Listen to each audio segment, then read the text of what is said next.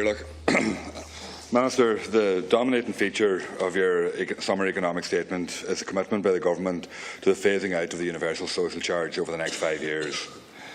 I support the organisations and other politicians who call for the retention of the universal social charge, at the very least for the higher paid, in order to reinvest the extra funding in our public services as a way to address the consequences that have resulted from years of austerity, income inequality and persistent poverty levels.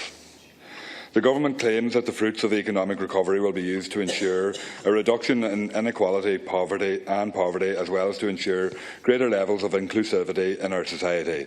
But this claim does not fit with the measures outlined in the statement.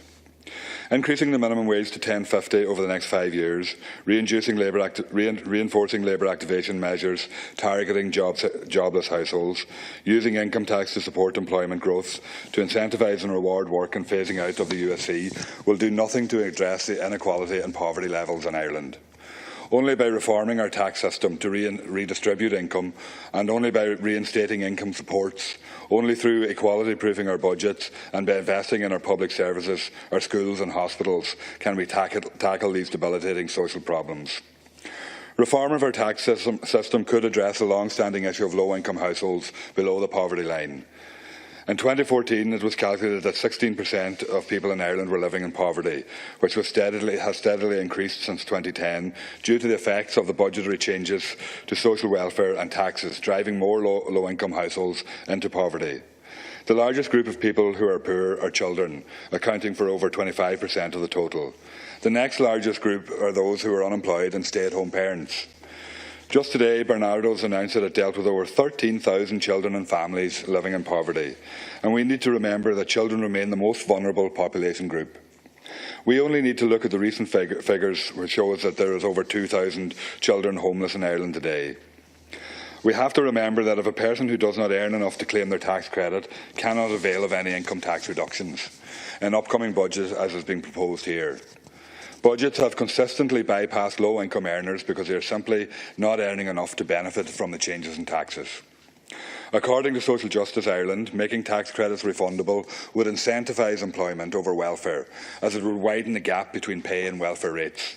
Almost 113,000 low-income individuals would receive a refund and would see their disposable income increase as a result of refundable tax credits. I note in the report that the focus on labour activation measures targeting certain groups of people. The Government seems to be fixated on making the individual conform to certain economic behaviours without incentivising employers to change their behaviour and without addressing the inherent inequality in income levels across the board. Plans to increase take-home pay by introducing a working family payment, promoting work over welfare, is really just another name for family income supplement. There are currently 60,000 families receiving the family income supplement, and the Government is in effect subsidising low wages and exacerbating income inequality.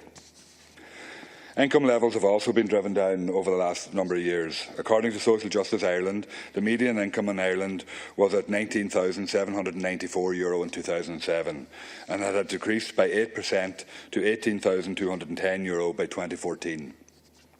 Unite published a striking report a few weeks ago which officially labelled Ireland as a low-pay economy with high levels of income inequality compared to other prosperous countries.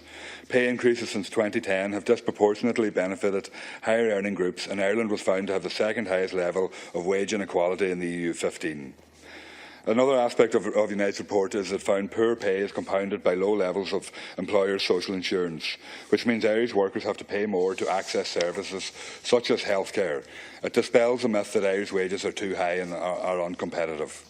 According to the report, Ireland suffers from a very low social wage, employers' social insurance, and explains the high cost of public services and low in-work supports for Irish employees, and the social wage would have to more than double to reach the EU 15 average. This is a very important point because in my constituency of Donegal, 40% of its disposable income is from social welfare transfers and is still experiencing persistent deprivation levels in comparison to the rest of the country. Furthermore, vital income supports like pharmacists, job seekers, income disregards have all been cut in previous budgets, and that has hurt very many families in Donegal struggling to keep above the poverty line. I would like to draw attention to the Irish Human Rights Commission's work on bringing about equality proofing in the budgetary process. The Commission's report last year to the UN Committee found that many groups already susceptible to poverty or inequality were particularly affected by the recession. It found that the government fell short of the basic core standards required by international human rights law. The impact of a 7-year austerity drive has been enormous, and the burden of the crisis and of the dominant policy responses to it has fallen disproportionately on those least able to bear its impacts. I want to welcome the Irish Human Rights Commission push for a process of budget and policy proofing as a means of advancing equality and strengthening economic and social and cultural rights. But I believe that the only real way to do that is to enshrine economic, social and cultural rights in the Constitution as a rights-based way to tackle poverty, income inequality and equality in all aspects that is prevalent in Irish society today. If your government was really committed to tackling income inequality and poverty, it would support a bill for a referendum on economic, social and cultural rights and have those enshrined in the Constitution and when it comes before this House. Thank you.